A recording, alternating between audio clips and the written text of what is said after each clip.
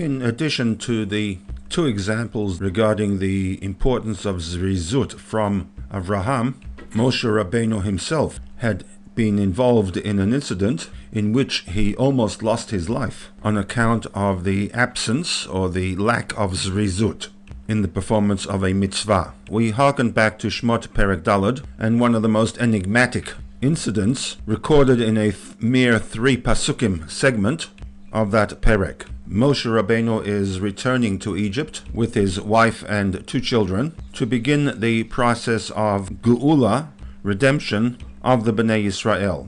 We are told in Pasuk Chaf Daled that at some point during the journey, while the family was at the Malon, ostensibly a place where one spent the night in order to break up the journey between Midian and Egypt, at the Malon Vayifgeshehu Hashem, he is confronted by God, or more precisely, an angel acting at the behest of God, who Vayivakesh Hamito, who at the time intended to kill him. The text is silent as to why Vayivakesh Hamito. Tzipora, however, realizing what was happening, takes a sharp rock, a tsur, and circumcises her child. Vatichrot et arlat bena.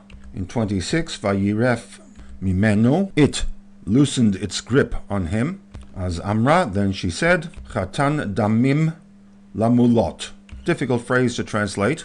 Mulot connected to the word Brit Milah, damim, blood, and by extension, loss of blood, referring to death.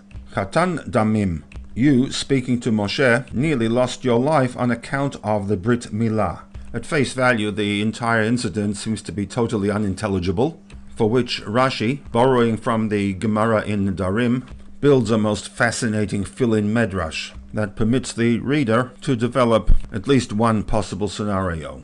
In a rather lengthy commentary to the words Vayivakesh Hamito, Rashi first suggests, as mentioned earlier, that it was not God personally, but rather Hamalach, an angel acting at the behest of HaKadosh Baruch Hu, and then goes on to explain Lefi shelo mal et Eliezer beno, on account of the fact that Moshe had not fulfilled the obligation of Brit Milah on behalf of Eliezer, his second-born son. On account of the delay in the fulfillment of this mitzvah, Ne'enash mita, Moshe became liable for death. Rashi then goes on to quote a Gemara in Masechet Nedarim, Tanya Amar Rabbi Yossi, that there is a Braita linked to Rabbi Yossi, who maintains Chas v'shalom, Lord Nit Rashel. It is inconceivable to suggest that Moshe intentionally neglected to fulfill a mitzvah of such importance, but rather Moshe was caught in a dilemma in which he had to make a decision to prioritize between 2 obligations. He had a newborn child for whom he was required to perform the Brit Milah. On the other hand, he had a command from God to set out immediately to begin the Geula process. Ela Amar, says Rashi, Moshe had this dilemma. On the one hand, Emol ve'etzeh lederech, if I'm going to fulfill the obligation of Brit Milah and then immediately set out, sakana hila tenyok. This would pose a sakana to the life of the baby.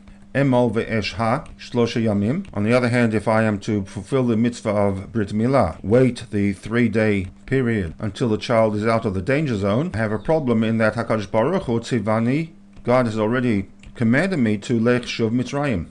Moshe opted not to circumcise the child and immediately set out with his wife and his 2 children towards Egypt. To which the Gemara asks, if that be the case, mipnei ma ne'enash mita, Moshe was caught between a rock and a hard place, and therefore should be excused for delaying the mitzvah of Brit Milah, to which the Gemara responds that lefi shenitasek b'malon tchila. The answer lies in the word malon. Revisiting the text, the fact that this took place at a malon is, on the surface at least, quite insignificant. The text should have read, Vayihi baderech, vayifgeshehu Hashem, etc.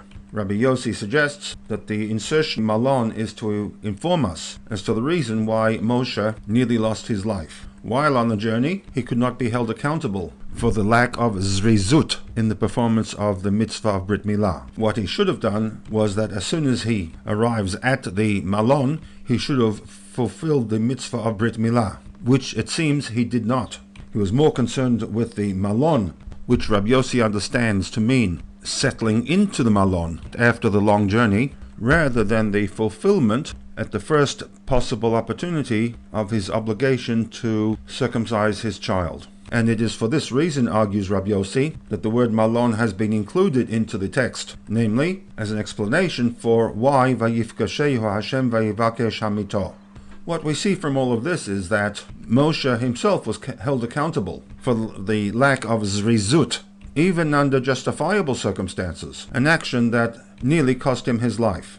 So, therefore, when, 40 years later, we are told that Vayamaher Moshe, that Moshe immediately, without delay, bows to the ground in acknowledgement of the Besurot Torvot of the Yud Gimel Midot Harachamim, no explanation is required to justify the haste in which this was done. So therefore, question number 1 of the set of 5 brings us back to the original question, what is it that is problematic about this pasuk that requires a commentary?